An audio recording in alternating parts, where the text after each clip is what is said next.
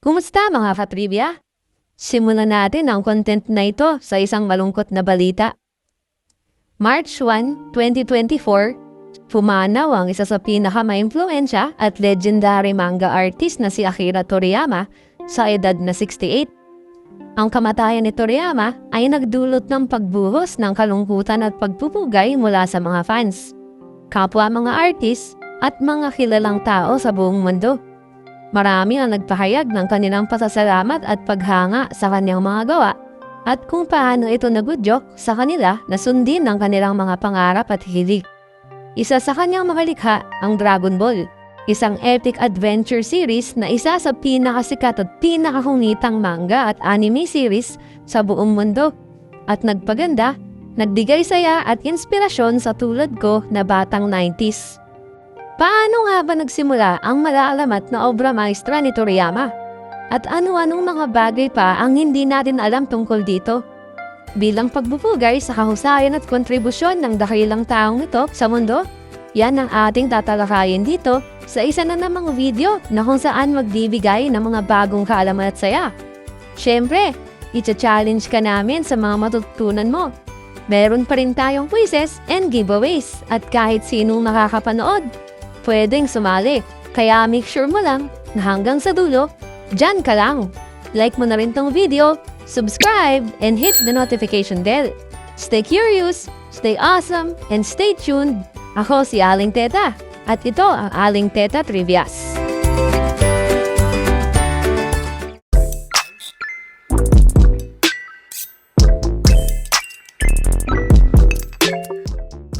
Ang Dragon Ball ay isang Japanese media franchise na binubuo ng manga, anime, pelikula, video game, at merchandise. Ito ay nilikha ni Akira Toriyama na malawak na itinuturing bilang isa sa mga pinaka-maimpluwensya at popular na manga artist sa buong mundo. Itinatampok dito ang pakikipagsapalaran ni Son Goku, isang batang naibuntot ng unggoy na nangangarap maging isang martial arts master at tagapagtanggol ng mundo. Sa pagdaan ng panahon, nakilala niya ang maraming kaibigan at kaaway at nadiskubre ang mga mystical Dragon Balls na maaaring magkaloob ng anumang kahilingan kapag nakuha. Ang franchise ay binubuo ng mga series. Bawat isa ay may sariling mga kwento at mga karakter. Isa-isahin natin. Ang Dragon Ball ay ang original na serye na nagpapakilala kay Goku at ang kanyang paghahanap sa Dragon Balls. Sinasalaysay dito ang kanyang childhood at teenage years, pati na rin ang kanyang pakikipaglaban sa Red Ribbon Army, kay King Piccolo at mga Saiyans. Ang Dragon Ball Z ay ang sequel series na nagpapatuloy sa kwento ni Goku. Dito, adult na siya at nakatuon ito sa kanyang mga pakikipagtagpo sa malalakas niyang kalabang aliens tulad ni Frieza, Cell at Majin Buu. Pati na rin ang kanyang mga pagbabago sa Super Saiyan form. Ipinakilala rin dito ang kanyang anak na si Gohan at iba pang mga karakter tulad ni Vegeta, Trunks at Goten. Ang Dragon Ball GT ay ang ikatlong serye kung saan muling naging bata si Goku dahil sa isang kahilingan mula sa Blackstar Dragon Balls. Naglalakbay siya sa buong kalawakan kasama ang kanyang apo na si Pan at ang kanyang mentee na si Trunks para hanapin ng mga Blackstar Dragon Balls. Nakaharap din siya ng mga bagong kaaway tulad ni Baby, Super 17 at ang Shadow Dragons.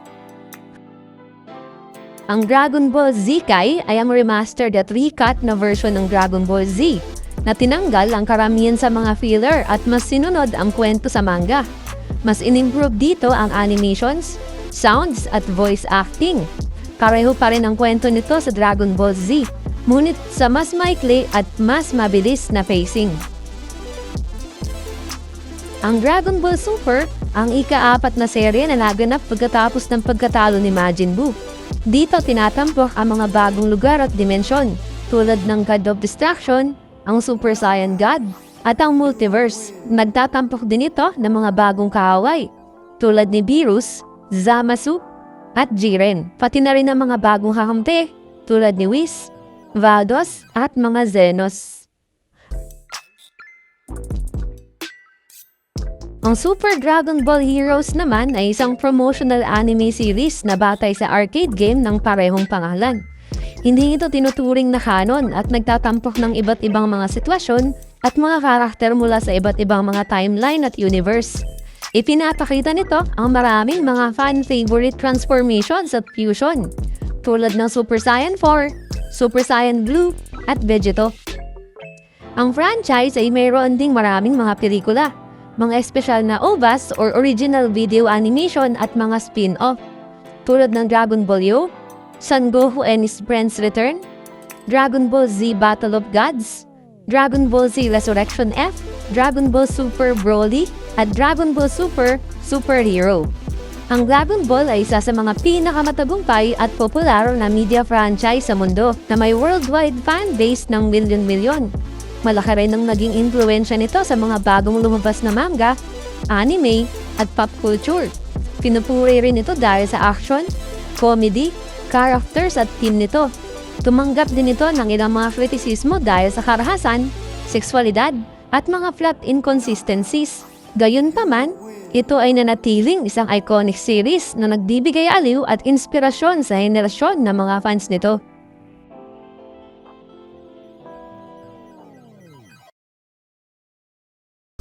Isa sa pangunahing inspirasyon sa pagbuo ng Dragon Ball ay ang Chinese classic novel na Journey to the West, na kilala rin bilang Monkey sa ibang translation. Ang epikong ito ay tinatampok ang paglalakbay ng monghe na si Xuan Zhang at ang kanyang tatlong alagad, kabilang si Sun Wukong, ang malikot na Monkey King. Hiniram ni Toriyama ang mga elemento mula sa kwento na ito kung saan ang karakter ni Goku ay base kay Sun Wukong. Bago nagawa ang Dragon Ball, si Akira Toriyama ay noon pa'y isang successful manga artist na or mangaka at nakilala lalo na sa kanyang gawa na Dr. Slump, isang comedic sci-fi series. Ang mga experiences at style niya galing sa series na ito ay malakas na naka-impluwensya sa paglikha niya ng Dragon Ball. Nilapitan si Toriyama ng Weekly Shonen Jump, isang sikat na manga magazine, upang lumikha ng isang bagong serye pagkatapos ng Dr. Slump. Naipagtulungan si Toriyama sa kanyang mga editor sa Shueisha, ang publisher ng Weekly Shonen Jump, upang likain ang konsepto para sa Dragon Ball at pagandahin pa ang kwento nito, at yun nga, na-publish ito ng Weekly Shonen Jump noong November 20, 1984. Bagamat nagsimula ang Dragon Ball bilang isang fantasy adventure story na may mga comedy, unti-unting nagbago ito ng focus patungo sa martial arts at labanan. Ang interest ni Toriyama sa martial arts at ang kanyang hangarin na i-explore ang mga themes ng strength, friendship, at self-improvement ang nagbigay idea sa transisyong ito. Lumikha si Toriyama ng iba't ibang cast na mga characters. Bawat isa ay may kakaibang personalidad at kakayahan. Habang tumatagal ang serye, patuloy siyang nagpapakilala ng mga bagong tauhan at kwento at nag-maintain ng fresh at attractive narratives para sa mga readers. Ang Dragon Ball ay walang kahirap-hirap na pinagsasama ang mga elements ng Eastern mythology tulad ng konsepto ng Ki Energy at ang mga Dragon Ball mismo sa futuristic technology at mga elements ng science at physics. Ang galing ni Toriyama na pagsamahin ang mga magkakaibang impluwensya ang nagdagdag pa ng appeal sa series. Ang Dragon Ball ay agad na naging isang cultural phenomenon sa Japan at sa buong mundo.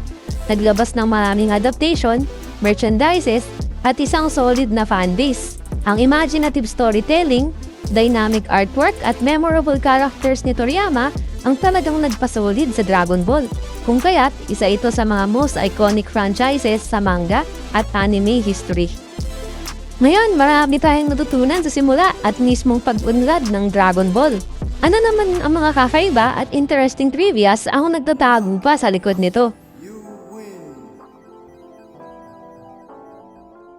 Simulan na nating isa-isahin ang mga exciting trivias tungkol sa Dragon Ball.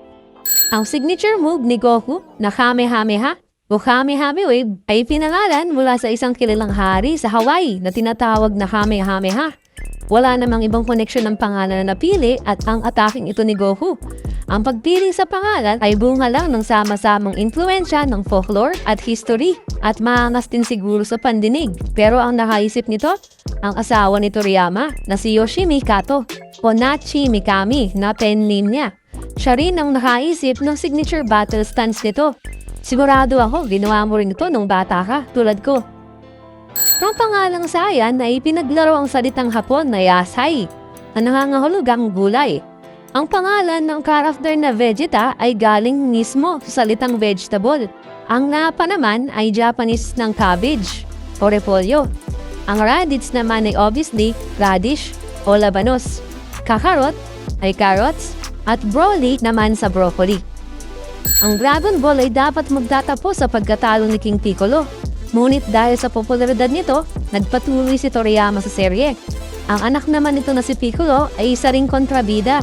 Ngunit naging isa sa pinakamalapit na kaalyado ni Goku at guro ng kanyang anak na si Gohan. Ang Frieza Saga ay planong tumagal lamang ng ilang buwan. Ngunit tumagal ng mahigit 2 taon sa anime dahil sa popularidad ng serye at ang demand mula sa mga fans. Magdagdag ang anime adaptation ng maraming filler scenes at mga episode upang palawigin ang saga at maiwasan na maabutan ang manga release. Ang resulta, ang Frieza Saga ay naging isa sa pinakamahaba at pinaka-iconic na saga sa kasaysayan ng Dragon Ball. Ang Dragon Ball GT ay hindi batay sa original na manga. Sa halip, ito ay binuo ng Toei Animation bilang isang sequel sa Dragon Ball Z. Bagamat bahagi ito ng prangkisa, ang kwento nito ay lumihis mula sa kwento ng manga at itinuturing na non-canon ng maraming fans. Ang orihinal na boses ni Goku sa Hapon, si Masahiro Nozawa, ay nagbigay din ng boses sa kanyang mga anak na sina Gohan at Goten. Siya rin ang may hawak ng Guinness World Record para sa pagbibigay boses sa parehong karakter sa pinakamaraming video games. Ang original na serye ng Dragon Ball ay nagtapos matapos ang 42 volumes, habang ang Dragon Ball Z ay tumagal ng 26 volumes at naging isa sa mga longest running manga series. Ang mga disenyo ng karakter para sa mga Saiyan, kabilang sina Vegeta at Goku, ay mula sa kagustuhan ni Toriyama na gawin silang visual na kakaiba mula sa mga tao, kaya't meron silang mga kakaibang hairstyle at distinctive features. Ang mga iconic na Dragon Balls na tumatawag sa mystical dragon na si Shenron, kapag tinagsama-sama, ay based sa epic Japanese novel na Nanso Satomi Hakenden, na nagtatampok ng mga bayani na mamolekta ng 8 malalaking Buddhist prayer beads mula sa 8 regions ng Japan, na inangkop ni Toriyama sa paghahanap ng 7 Dragon Balls mula sa 7 magkakaibang lokasyon. Ang konsepto ng pagkolekta ng isang set ng makapangyarihang mga bagay upang makamit ang isang layunin ay isang karaniwang tema sa maraming kwento at alamat ng iba't ibang kultura. Ang Dragon Balls ay maaaring ituring bilang isang makabagong interpretasyon ng sinaunang tradisyon ng pagsasalaysay nito. Si Vegeta, na isa sa mga pangunahing karakter ng serye, ay naipalabas bilang isang kontrabida. Ngunit sa pagdaan ng mga kwento ay naging isang anti-hero sa buong serye. Ang anti-hero ay isang main character din na kulang sa karaniwang mga heroic attributes. Ang ganitong uri ng karakter ay madalas na nagpapakita ng mga katangiang mas makatotohanan at may kapintasan kumpara sa mga tradisyonal na hero. Maaaring kaduda-duda ang kanilang moralidad o pamamaraan, ngunit kadalasan ay may mabuting intensyon pa rin sila at maaaring kaawaan ng mga manonood. Ang impluwensya ng Dragon Ball ay umabot sa mundo ng sports, kung saan kilala ang mga atleta tulad ng footballer na si Neymar Jr. at boksingero na si George Linares sa kanilang pagmamahal sa serye at sa mga karakter nito. Si Neymar ay may tattoo ni Goku sa kanyang likod at nakita rin siyang nagsusuot ng mga t-shirt na may mga karakter mula sa serye. Sinabi ni Akira Toriyama na nagsisisi siya sa disenyo ng karakter ng Android 19 na sinasabing mas gusto niyang gawin itong mas mechanical. Ang disenyo ng Android 19 ay mula sa isang manikang napulot sa command room sa anime base noong gera ni Dr. Gero, karakter sa serye na lumikha kay Android 19. Ipinaliwanag ng backstory na ito kung bakit ang Android 19 ay may medyo hindi mechanical at mas misteryosong itsura kumpara sa ibang Android sa serye. Ang kahulaman ng ilong ng karakter na si Krillin ay sinadya ni Toriyama upang maging visual distinct nito. Biro pa niya, si Krillin ay maaaring huminga gamit lang ng force ng kanyang balat.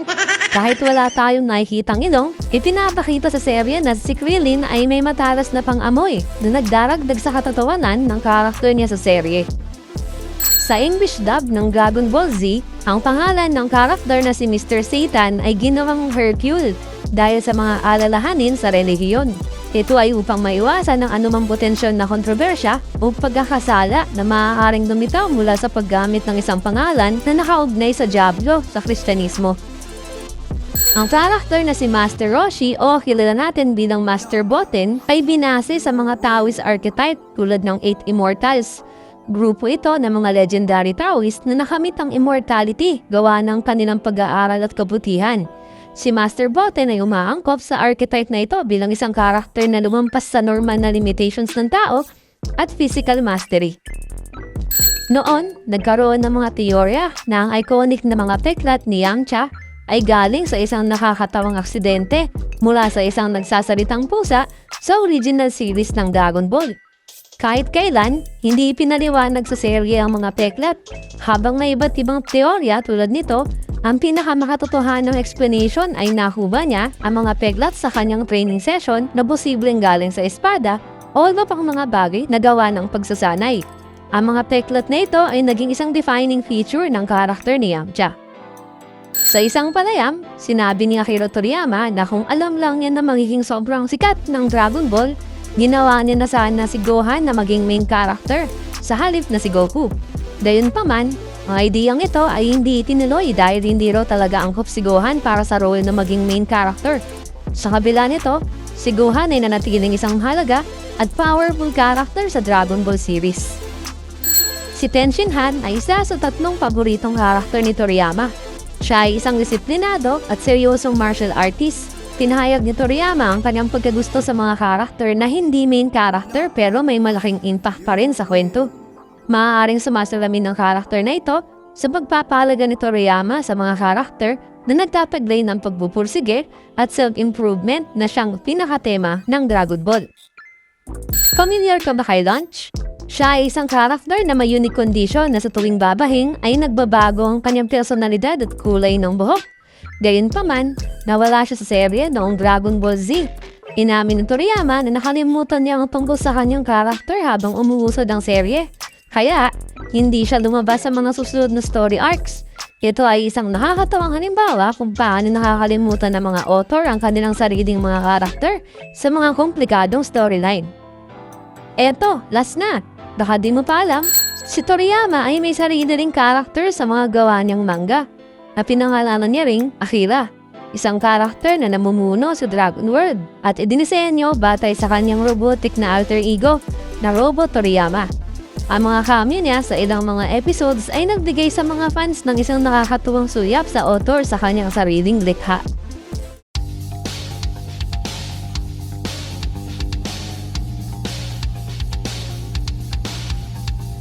Ito ang ating pinakaantay na quiz at sana pinanood mo ng buo ang video mo to. At kung sino man ng unang 3 makakapag-comment ng mga tamang sagot sa comment box ay mananalo ng 60 pesos load. Eto na ang mga tanong.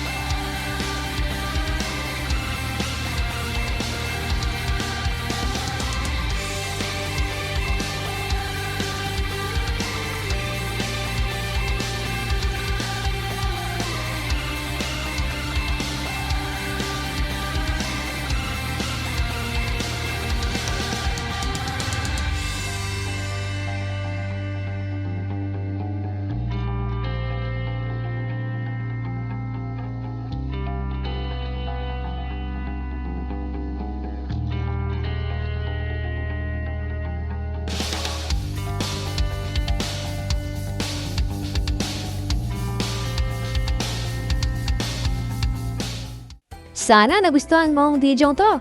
Habang ini-edit ko ang video to, di ko maiwasan na rin malungkot. Sana ang pamanang ito ni Akira Toriyama ay manatiling buhay sa puso at isip natin na patuloy na magbibigay aliw at inspirasyon sa mga henerasyon nating mga fans. Talaga namang mamimiss natin siya. pero hindi malilimutan kailanman. Kung nabitin ka sa mga trivias natin, comment ka na lang sa baba for part 2. Huwag kalimutan na mag-like, subscribe ka na rin at ring the notification bell. Kung may gusto ka na ma-feature sa channel natin, i-comment mo na lang rin yan sa baba. Tulad ng mga huling linya ni Goku bago matapos ang episode. Kaya huwag kayong mawawala. Hanggang sa susunod nating pagkikita. Paalam!